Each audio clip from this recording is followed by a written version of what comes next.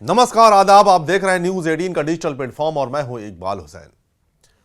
Cancer जैसी बीमारी का नाम सुनते ही लोग घबरा जाते हैं, लोग तनाव में आ जाते हैं और वो सोचने लगते हैं कि अब तो जिंदा बचना मुश्किल ही है। लेकिन क्या आपको पता है कि वक्त रहते शुरुआत में ही अगर इसके लक्षण मालूम हो जाएं तो कैंसर जैसी बीमारी को भी मात दी जा सकती है।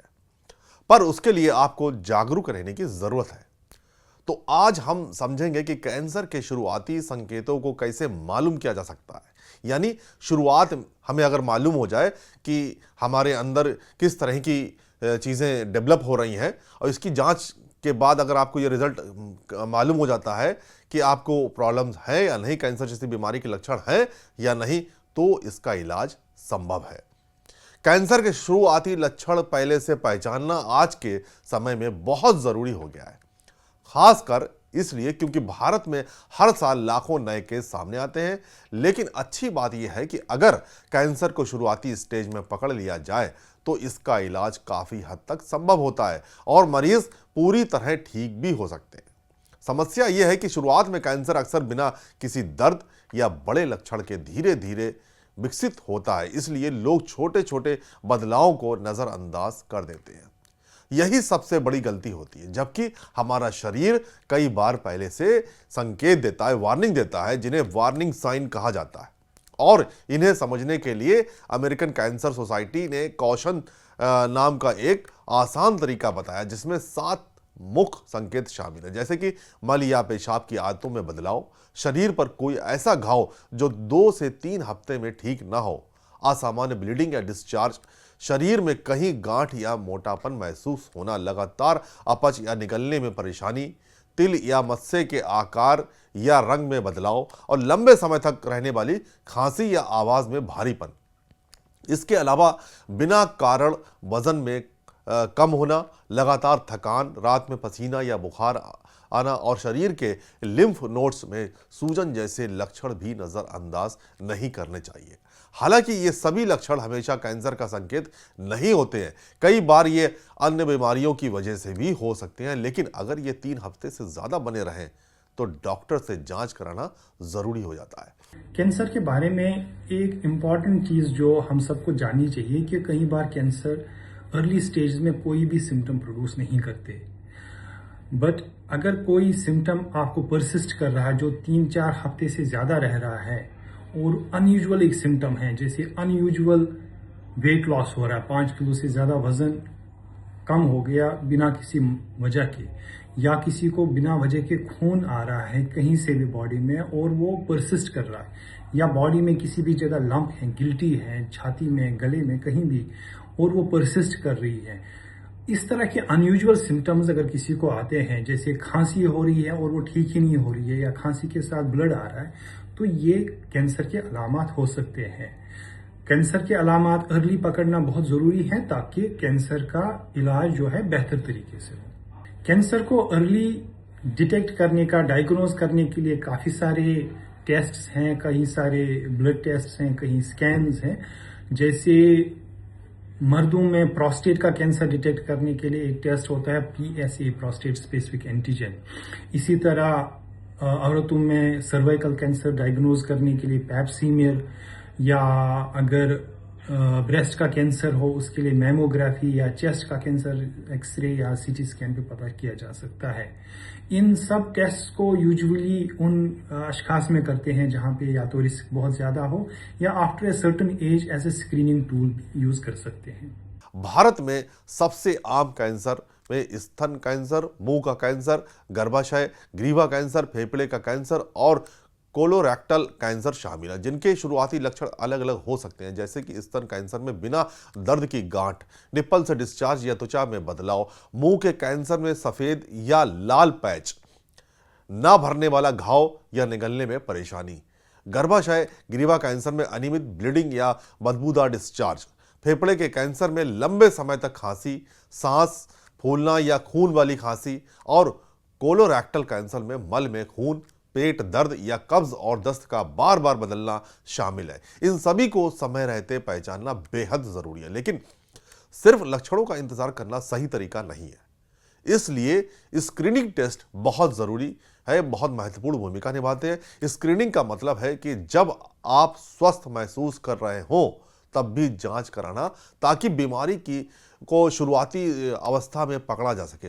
उदाहरण के लिए स्तन कैंसर के लिए मैमोग्राफी, गर्भाशय ग्रीवा कैंसर के लिए पैप स्मीयर और एचपीवी टेस्ट, कोलोरेक्टल कैंसर के लिए स्टूल टेस्ट या कोलोनोस्कोपी या फेफड़े के कैंसर के लिए हाई रिस्क लोगों में लो डोज सीटी स्कैन किया जाता है। भारत में आईसीएमआर और अन्य स्वास्थ्य एजेंसियां भी इस तरह की स्क्रीनिंग को बढ़ावा दे रही हैं, खासकर उन लोगों के लिए जिनके परिवार में पहले से कैंसर का इतिहास है। उन्हें सामान्य लोगों से पहले जांच शुरू करनी चाहिए। इसके अलावा बचाव भी उतना ही महत्वपूर्ण है, क्योंकि वैज्ञानिकों के अनुसार लगभग 40% कैंसर लाइफस्टाइल में बदलाव करके रोके जा सकते हैं। जिन अशखास में फैमिली हिस्ट्री हो या ऐसे सिम्टम्स हो जो कैंसर सजेस्ट कर रहे हो बट टेस्ट के रिजल्ट नॉर्मल आ रहे हैं, तो ऐसे पेशेंट में टेस्ट बार बार करना पड़ सकता है। यूजुअली अगर किसी को हम सस्पेक्ट कर रहे हैं कि लिवर का कैंसर है फॉर एग्जांपल, और उसके टेस्ट नॉर्मल आ रहे हैं, तो हम यूजुअली 3 या 6 महीने में उसके टेस्ट रिपीट कराते हैं। क्योंकि अगर सिम्टम्स हैं या उनको हिस्ट्री है हेपेटाइटिस बी की या हेपेटाइटिस सी की, जिसमें कि कैंसर आने के चांसेस काफ़ी ज़्यादा होते हैं, तो ऐसे पेशेंट्स में जिनमें रिस्क हो और उनमें या अलामात हो पर टेस्ट नॉर्मल आते हैं, तो उनमें टेस्ट रिपीट करना ज़रूरी है। अदरवाइज अगर ऐसे अलामात नहीं है, ऐसा रिस्क नहीं है, तो टेस्ट बार बार करने की जरूरत नहीं है। यूजुअली 2 साल 3 साल बाद ही टेस्ट रिपीट किए जाते हैं। सबसे मौसर जो ट्रीटमेंट है वो अर्ली स्टेज में रहता है, यानी कि सबसे ज्यादा फायदा जो पेशेंट्स को होता है वो उन पेशेंट्स को होता है जिनमें कैंसर अर्ली डायग्नोसिस हो जाए। इसलिए इतनी ज्यादा अहमियत इस बात पे डाली जाती है कि स्क्रीनिंग की जाए और अलामात को जल्दी से जल्दी पकड़ लिया जाए, ताकि जो कैंसर है वो अर्ली स्टेज में हम पकड़ सके। जब अर्ली स्टेज में हम पकड़ते हैं, जैसे लिवर का कैंसर अर्ली स्टेज में पता चल गया, तो उसमें काफी सारे ट्रीटमेंट ऑप्शंस होते हैं और जो क्यूरेटिव होते हैं, यानी कि इंसान की बाकी की लाइफ कैंसर फ्री हो सकती है। जैसे अगर लिवर कैंसर छोटा है, 2-3 सेंटीमीटर का है, तो इसको सर्जरी से निकाल सकते हैं, या इसको RFA के जरिए से हम बर्न कर सकते हैं, या माइक्रोवेव एब्लेशन कर सकते हैं, या इस तरह के और ट्रीटमेंट ऑप्शंस होते हैं। जो जो कैंसर स्टेज में आगे बढ़ता जाता है तो ट्रीटमेंट ऑप्शंस कम हो जाते हैं, बट हाँ, हर स्टेज में कोई ना कोई ट्रीटमेंट मौसर है और कुछ ना कुछ फायदा होता है। सबसे ज्यादा फायदा उन पेशेंट्स को होता है, जिस तरह से मैंने बताया, जो अर्ली स्टेज में ही डायग्नोस हो। तंबाकू और गुटखा छोड़ना, शराब का सीमित सेवन, संतुलित आहार जिसमें फल और सब्जियां शामिल हो, नियमित व्यायाम और स्वस्थ वजन बनाए रखना, HPV वैक्सीन लगवाना और प्रदूषण व धूप से बचाव रखना, ये सभी कदम कैंसर के खतरे को काफी कम कर सकते हैं। एक और जरूरी बात यह है कि कई लोगों में कैंसर को लेकर गलत धारणाएं होती है, गलतफहमियां भी होती हैं, जैसे कि कैंसर का मतलब मौत है या अगर दर्द नहीं है तो सब ठीक है, जबकि सच्चाई यह है कि कई कैंसर बिना दर्द के शुरू होते हैं और शुरुआती स्टेज में उनका इलाज संभव होता है। इसलिए अगर शरीर में कोई भी असामान्य बदलाव 3 हफ्ते से ज्यादा बना रहे तो डॉक्टर से सलाह जरूर लें। कैंसर से कैसे बचा जाए, हम कैंसर को पहले ही होने से ही कैसे रोक सकते हैं, उसमें 2 तदाबीर हैं। एक तो है लाइफस्टाइल चेंजेस, हमें अपने आप में जो हमारी आदत है वो ठीक करनी चाहिए। जैसे स्मोकिंग, सिगरेट पीना तो बिल्कुल ही बंद करना चाहिए, अल्कोहल बिल्कुल बंद करना चाहिए, हमें एक्सरसाइज अपनी डेली रूटीन बनानी चाहिए। इस तरह से हमें जिसका वेट ज़्यादा हो वेट रिड्यूस करना चाहिए। और दूसरी चीज़ जो इसमें सबसे अहम है वो है वैक्सीन्स। कई सारे कैंसर हैं जिनके अगेंस्ट हम वैक्सीन से बच सकते हैं, जैसे ह्यूमन पेपिलोमा वायरस जो ख़वातीन में सर्वाइकल कैंसर होता है, उससे बचने के लिए ह्यूमन पेपिलोमा वैक्सीन है, जो अभी मुल्क भर में उसकी वैक्सीन चल भी रहे थे, वो बहुत ही मौसर है।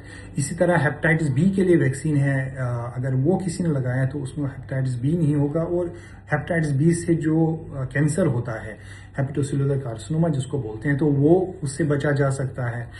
इसी तरह अल्कोहल से अगर हम बच सकते हैं तो अल्कोहल से जो सिरोसिस होता है और सिरोसिस लेटर ऑन कैंसर में कन्वर्ट हो जाता है, तो उससे बचा जा सकता है। आखिर में यही कहा जा सकता है कि जागरूकता ही सबसे बड़ा बचाव है।